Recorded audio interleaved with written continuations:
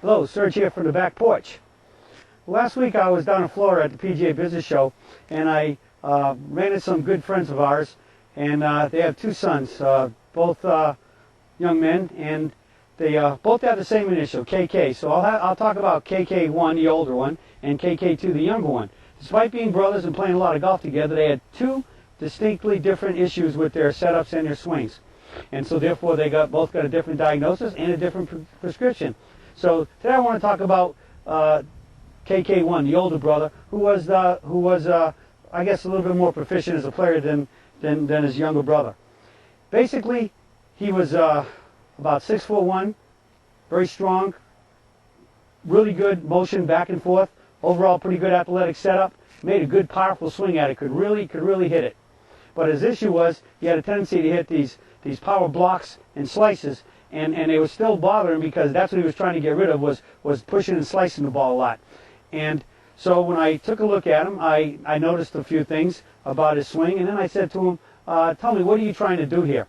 And he came up and he said, I'm trying to hit it from the inside. So I asked him to explain what he meant by the inside, and actually his concept of the inside was, if this is the aiming line, he was trying to come in from the inside so he could swing out and try to hook the ball to the target to stop the slice. Now, that gave him basically two big problems.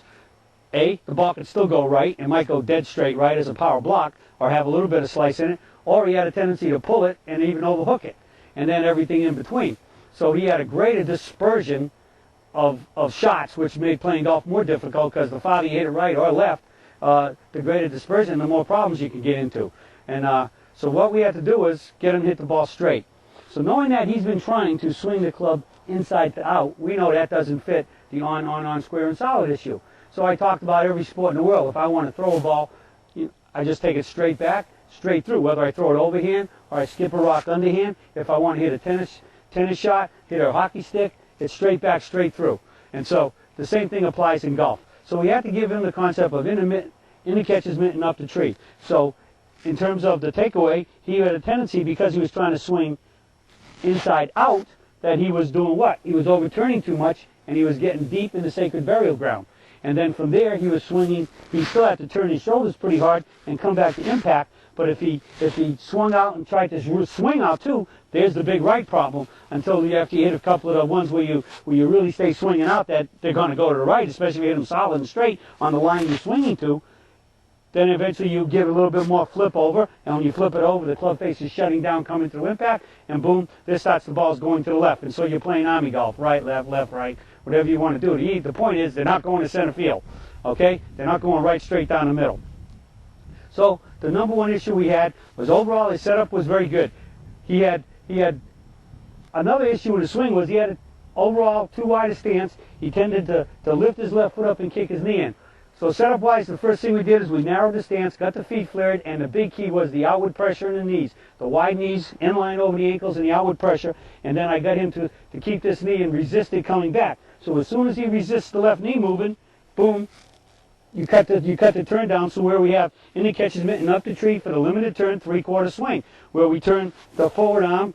In this case, he's a right-handed player, so it's his left arm, is just directly over the toe line. Had a little bit of laid offness, so we tried to get him more straight up.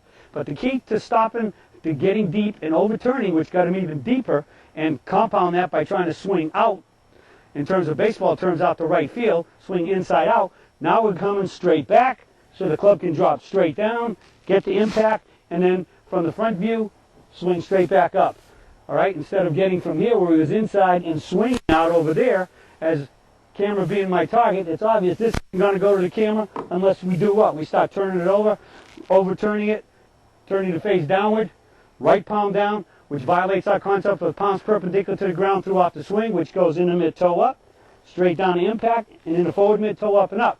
So he was able to control the rotation of his forearms and his hands and his club face through impact more, and he started hitting the ball very solid and straight. So, again, the setup determines the motion. We changed the setup.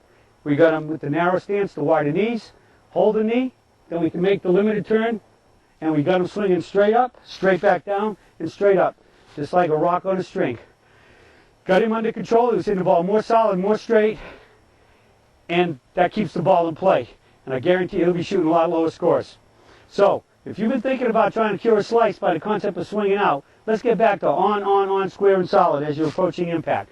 In the catches mitting up the tree, and in the catches mitting up the tree, and you'll be hitting it more solid, more straight like KK, and you should start shooting lower scores. Well, that's it for the Surge for today, and I'll be talking to you all again soon.